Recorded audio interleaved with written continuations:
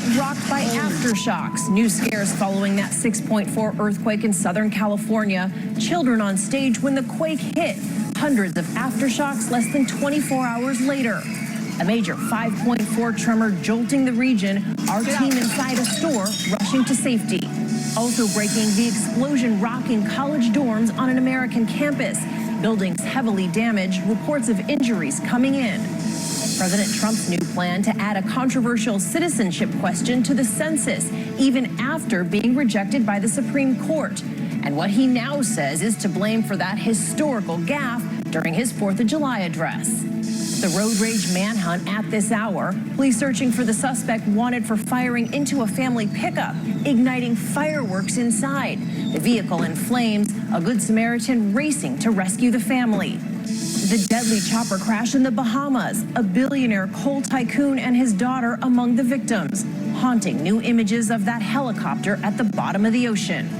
Emergency landing, fire breaking out on board a Virgin Airlines flight from New York to London. A passenger's phone charger possibly to blame. The out-of-control car on the highway spinning out across 4 lanes of traffic. The driver making a remarkable recovery. And Wimbledon's comeback kid, 15-year-old Coco Gauff, 1 point away from elimination, storming back with a win for the ages, receiving what she calls the most unexpected message, and who sent it. This is ABC World News Tonight with David Muir. Good evening, and it's great to have you with us on this Friday night. I'm Cecilia Vega in for David, and we begin with those powerful aftershocks rocking Southern California. Millions on edge following the strongest earthquake to hit the region in 20 years. Just moments ago, authorities announcing there have been more than 1,400 aftershocks in the last 24 hours. The most powerful, a magnitude 5.4, rattling homes and stores, items flying off shelves. That quake, a 6.4, causing injuries, fires, and extensive damage. Seismologists warning an even bigger quake could hit within the next few days. ABC's Marcus Moore near the epicenter in Ridgecrest starting us off. Holy. Tonight, after that powerful 6.4 quake shook homes and businesses, aftershocks are rattling buildings and nerves. There's been about 1,400 aftershocks, 17 magnitude 4 aftershocks, including one 5.4. The biggest one so far hitting near the epicenter. Our Eva Pilgrim reporting live. Get out. And this is the road between Ridgecrest and Trona. When the ground started to shake, it buckled this highway and tore the pavement, leaving cracks like this one more than a foot deep. Ridgecrest now under a state of emergency. Pictures flying off the walls of this business. Watch this restaurant employee taking cover inside a doorway. Crates and bottles flying from store shelves. Shattered glass strewn across the floor. Workers sprinting to safety. 65 children performing a July 4th play when the ground started shaking. 3 of Yari Mauer's 5 kids were on that stage. I'm all the way in the back of the room, and I'm just trying to figure out, like, how am I going to get to my kid? My immediate thought was my little sister, because she's 6. So I jumped over one aisle of chairs, and I ran up to the stage and got her. You're still kind of on edge? Absolutely. Yeah. I'm not comfortable inside my house. These homes knocked from their foundations. Sarah Barrett running to help her neighbors. I ran through the glass barefoot outside here to get over to their house as quick as I could to make sure they were okay. We pulled the owner out and her, I believe it's her granddaughter, out of the trailer. And after gas leak sparked fires Thursday, authorities now telling homeowners to call their provider if they smell gas. So many people on edge there tonight, and Marcus joins us live from Ridgecrest, California. So Marcus, we mentioned those 1,400 aftershocks so far. Officials are now putting some odds on the potential for an even bigger quake in the next few days. Yes, Cecilia, officials are saying there's a 1 in 20 chance of that happening. So they're telling residents here to be prepared that if you feel the ground start to shake, very quickly, find cover under something sturdy and hold on. Also, have a pair of shoes next to your bed in case you have to escape quickly at night because you could be running over broken glass or other debris. Cecilia? Important reminders there. Okay, Marcus, thank you. Also breaking at this hour, the explosion rocking the campus at the University of Nevada, Reno. Several dorms badly damaged by the blast. Reports of some people suffering injuries. Firefighters blaming the explosion on a utilities accident. ABC's Ariel Reshoff with the images just coming in. Oh my gosh! Tonight, those terrifying moments, an explosion rocking a dorm at the University of Nevada, Reno, an entrance blown out.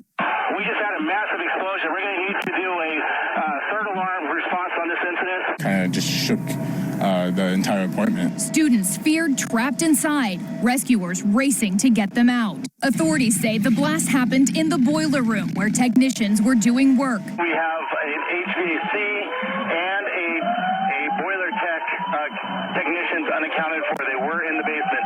All this debris started falling, and it was a bad smell. The school sending this alert, calling the incident a utilities accident, cautioning people to stay away. Cecilia, an investigation is now underway. Classes have been canceled. Cecilia? Okay, Ariel, thank you. And we do move on now to the deadly storms across parts of the country tonight. Severe weather from the Rockies to the East Coast this weekend. Tornadoes touching down in southeastern Wyoming. Flash flooding stopping cars in their tracks near St. Cloud, Minnesota. Here's ABC senior meteorologist Rob Marciano. Tonight, dangerous heat and humidity fueling storms from the Rockies to the East Coast. 5 reported tornadoes on this holiday, including this slow-moving but massive twister tearing across fields in Chugwater, Wyoming. Families taking cover from a hailstorm near Denver, while Mother Nature provided the fireworks. In Dale City, Virginia, Oh my God! a sinkhole after heavy rain swallowing this car. And flash flooding near St. Cloud, Minnesota. Waterlogged residents there wading through water, pushing stranded vehicles. And straight-line winds peeling the roof off this building in Moncks Corner, South Carolina. Not far away in Georgetown, multiple people struck by lightning Thursday. 1 person was killed. July, notoriously the most dangerous month for lightning injuries. All right, let's get right to Rob with the forecast. Hey, Rob. Hi, Cecilia. The heaviest rain in those storms, mostly near the East Coast, but the damaging storms with wind in the west. We have severe thunderstorm watch posted for Rapid City, includes much of Colorado, including Denver, back through parts of western Kansas through the evening. That front's going to kind of drag across the Great Lakes and squeeze across the Ohio Valley during the day tomorrow, and we'll look for some strong storms in the East Coast, the Northeast, D.C. to Boston, potentially the Northeast part of New England, the strongest storms there late in the day.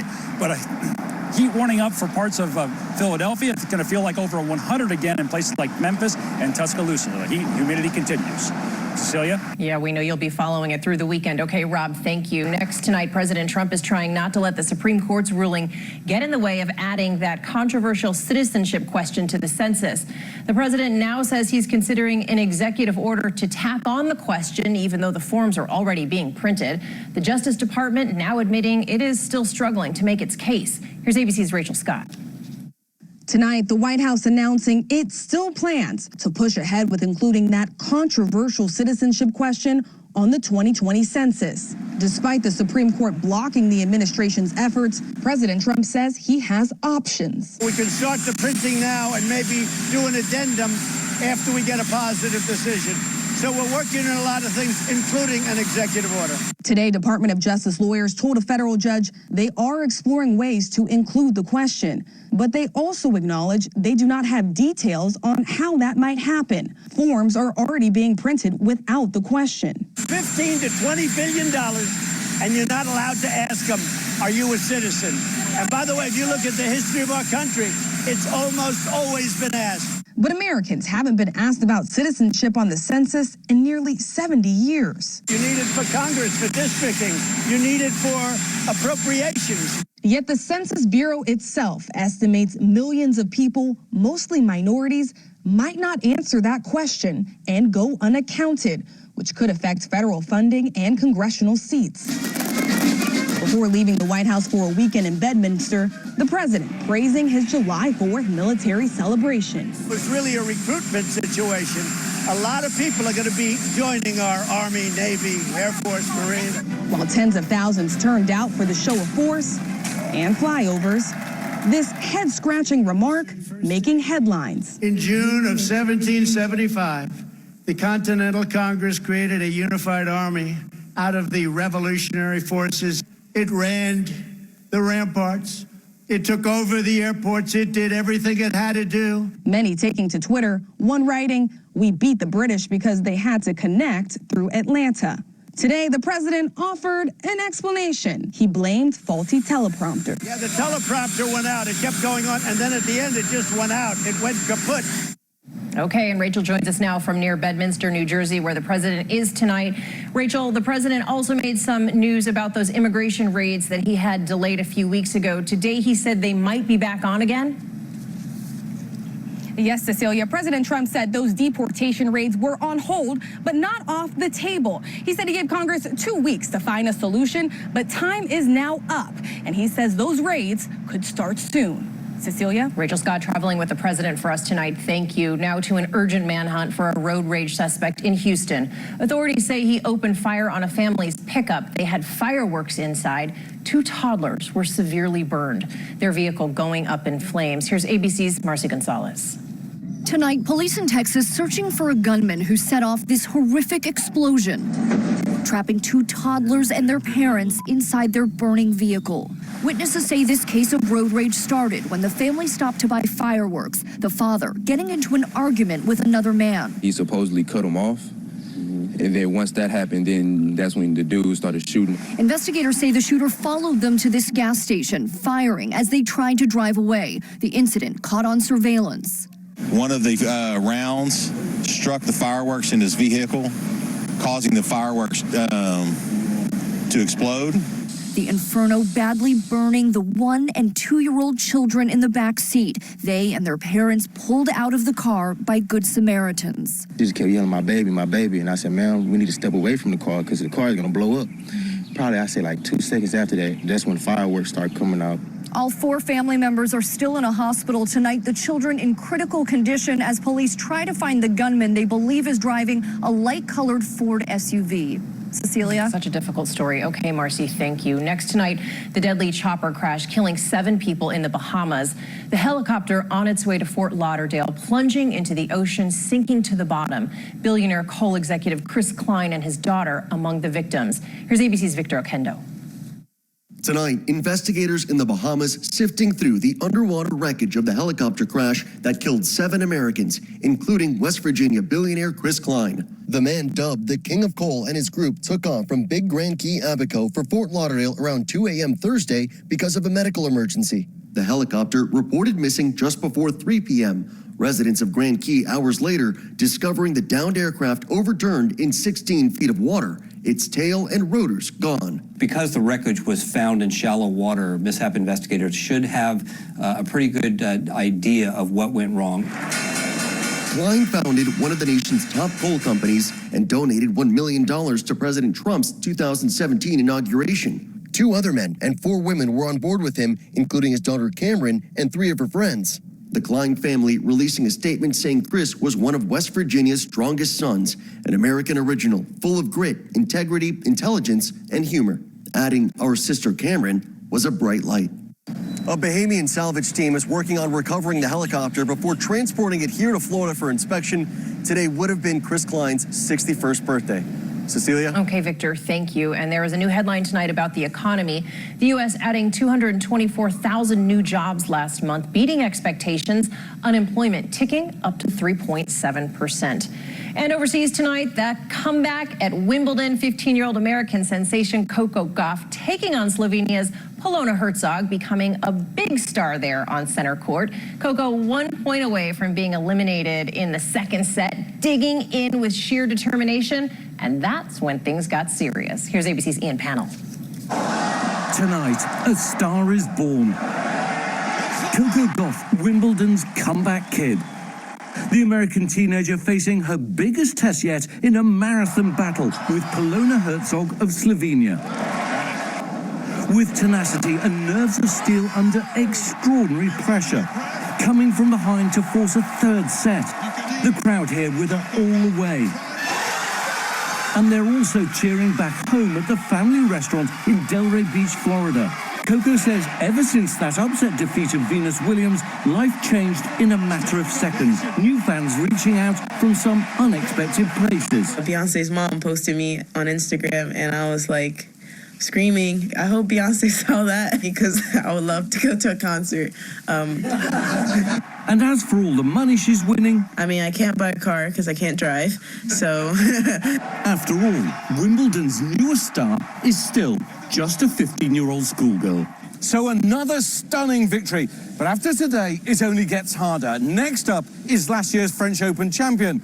But anything now seems possible for Coco Gauff. Cecilia? Even perhaps a Beyonce concert. Even panel, thank you. An emergency landing, a fire breaking out on board a Virgin Atlantic flight heading for London. ABC senior transportation correspondent David Curley with the latest on the investigation.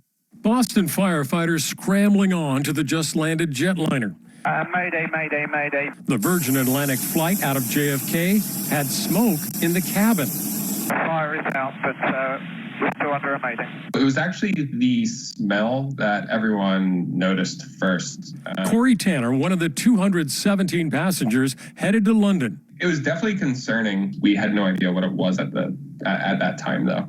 Those firefighters, according to the state, found this, a charred seat and the melted remains of an external battery charger they say caused the fire, a fire that the flight crew was able to put out. That fact is the main reason that lithium-ion batteries are not allowed in large numbers in the cargo hold, because there is no one to put out that fire. The passenger we spoke with was not happy with the way Virgin Atlantic handled the situation. The airline says safety is its top priority. It offered rooms to the passengers who were rebooked to London today. Cecilia? Okay, David Curley, thank you. And coming into our index now, starting with new developments in the murder of a Utah college student. Police today saying they recovered Mackenzie Lewick's remains in a canyon.